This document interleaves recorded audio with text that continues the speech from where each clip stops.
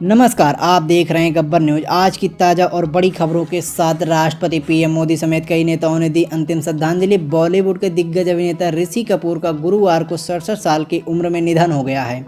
देश के कई बड़े नेताओं ने ऋषि कपूर को दी श्रद्धांजलि। अभिनेता ऋषि कपूर का गुरुवार को निधन हो गया है।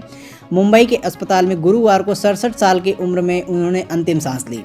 ऋषि कपूर कैंसर से पीड़ित थे। बुधवार को इरफान खान और आज ऋषि कपूर के चले जाने के बाद बॉलीवुड को बड़ा झटका। प्रधानमंत्री नरेंद्र मोदी, उपराष्ट्रपति और कई राज्यों के मुख्यमंत्रियों समेत इस समय ऋषि कपूर को श्रद्धांजलि दे रहे हैं। आइए जानते हैं आज की दूसरी बड़ी खबर। देश में कोरोना मरीजों का आंकड़ा 33,000 के पार, अब तक 1074 मौतें। ये जानते हैं आज की दूसरी बड़ी खबर के बारे में। देश में कोरोना मरीजों का आंकड़ा 33,000 के पार, अब तक 1074 मौतें। स्वास्थ्य विभाग की ओर से गुरुवार को जारी ताज़ा अपडेट के मुताबिक अब तक देश में कुल 33,050 कोरोना मरीजों की पुष्टि हुई है। इसमें से 1074 लोगों की मौत हो चुकी है, जबकि 8,325 लोग ठीक हो चुके हैं। देश में कोरोना मरीजों का आंकड़ा 33,000 के पास। स्वास्थ्य विभाग की ओर से जारी सुबह ताज़ा अपडेट मुताबिक अब तक देश में 33,050 लोगों की पुष्टि हुई है, जबकि इसमें से 1074 लोगों की मौत हो चुकी है, जबकि 8,325 लोग ठीक हो चुके हैं। अभी तक देश में कुल 23,651 एक्टिव केस हैं। ये जानते हैं आज की अगली बड़ी खबर। गरीबों को मदद के लिए जरूरी, सरकार को खर्च करने होंगे 65,000 रुपये करोड़। कांग्रेस नेता राहुल गांधी ने रिजर्व बैंक के पूर्व गवर्नर रघुराम राजन से चर्चा की। कोरोना के संकट के बीच अर्थव्यवस्था के सामने जिस तरह की चुनौतियां हैं, उसको लेकर ये बातचीत हुई। कोरोना वायरस के संकट के हाल में पिछले करीब 1 महीने से लॉकडाउन लागू है। देश में सब कुछ बंद पड़ा है। लोग घरों में हैं, फैक्ट्रियों में ताले लटके हैं, जिसका असर अर्थव्यवस्था पर पड़ रहा है। जीडीपी की गति पूरी तरीके से धीमी हो गई। अर्थव्यवस्था के सामने आ रही इन्हीं चुनौतियों को लेकर कांग्रेस के नेता Rahul Gandhi reserve bank of India के पूर्व गवर्नर रघुराम राजन से चर्चा की। यहाँ रघुराम राजन ने कहा कि उक्त गरीबों की मदद करना जरूरी है, जिसके लिए सरकार को करीब 65,000 रुपये करोड़ खर्च करने होंगे। आइए जानते हैं आज की दूसरी बड़ी खबर के बारे में। लॉकडाउन के दौरान एक शख्स सब्जी और राशन लेने के लिए निकला था, लेकिन जब वह घर वापस लौटा तो दुल्हन को साथ लेकर आया। शादी का यह अजीब मामला उत्तर प्रदेश के गाजियाबाद जिले का है। गाजियाबाद जिले में साहिबाबाद इलाके में लॉकडाउन में अचानक दुल्हन के घर आ जाने पर युवक के मां के होश उड़ गए।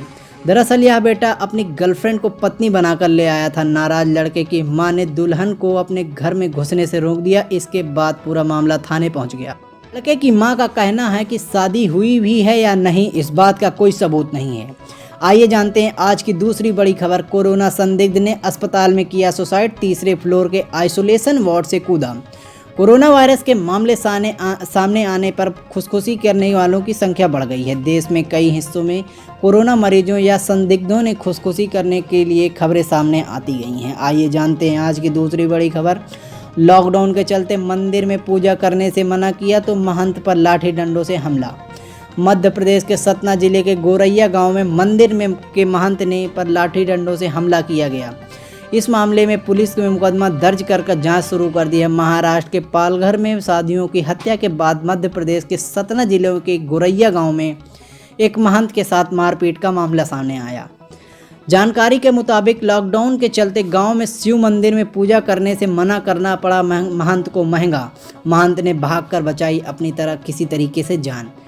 ये जानते हैं आज की दूसरी बड़ी खबर के बारे में। यस बैंक घोटाला, 1 मई तक सीबीआई के हिरासत में भेजे गए डीएचएफएल वधावन बंधु। सोमवार को सीबीआई ने 4 मई तक के लिए वधावन बंधुओं को हिरासत मांगी थी, लेकिन एक अदालत ने 1 मई तक के हिरासत में भेजने का आदेश दिया। सीबीआई ने अदालत को बताया कि वधावन बंधु यस बैंक की धोखाधड़ी मामले में जांच के सहयोग नहीं कर रहे हैं। सीबीआई ने कहा कि कई बार सम्मन भेजने के बावजूद जांच में सहयोग नहीं कर रहे थे आरोपी। कोर्ट ने सीबीआई की दलीलें सुनने के बाद वधावन बंधुओं को मिली गिरफ्तारी को राहत रद्द की। मुंबई की सीबीआई स्पेशल कोर्ट ने बुधवार को यस बैंक के धोखाधड़ी मामले में दीवान हाउसिंग के फाइनेंस लिमिटेड डीएचएफएल के प्रमोटर कपिल वधावन और उनके भाई धीरज वधावन की सीबीआई हिरासत में 1 मई तक के लिए बढ़ा दी है। आइए जानते हैं आज की दूसरी बड़ी खबर में। असमानता, सामाजिक बंटवारे और चुनौतियों का स्तर भारत की सबसे बड़ी रुकावट। कांग्रेस नेता राहुल गांधी ने बुधवार को रघुराम राजन के साथ चर्चा की। इस बात में कोरोना वायरस से निपटने और अर्थव्यवस्था को दोबारा खड़ी करने के लिए दोनों ने बात की। कोरोना वायरस से महामारी के संकट दुनिया भर में छा रहा है, जिसकी वजह से भारत की अर्थव्यवस्था थम गई है। इस अर्थव्यवस्था को किस तरह खोला जाए और क्या लेकर कांग्रेस नेता राहुल गांधी ने गुरुवार को रिजर्व बैंक के पूर्व गवर्नर रघुराम जी राजन के साथ चर्चा की। यहाँ राहुल गांधी ने कहा कि आज भारत जिस तरह से असमानता और असामाजिकता बंटवारे को एक बड़ी चुनौती है। आइए जानते हैं आज की दूसरी बड़ी खबर के बारे में। कोरोना के जंग में पॉजिटिव खबर का असर, सेंसेक्स में 1000 अंक की तेजी। बीते दिनों से दुनिया भर में कोरोना वायरस के चलते लड़ने के लिए पॉजिटिव खबर आ रही हैं। इसका फायदा भारतीय शेयर बाजार को मिला। बीते कुछ दिनों से कोरोना वायरस से निपटने के लिए दवा या वैक्सीन बनाने की उम्मीद जागी है। इसका फायदा भारतीय शेयर बाजार को मिला।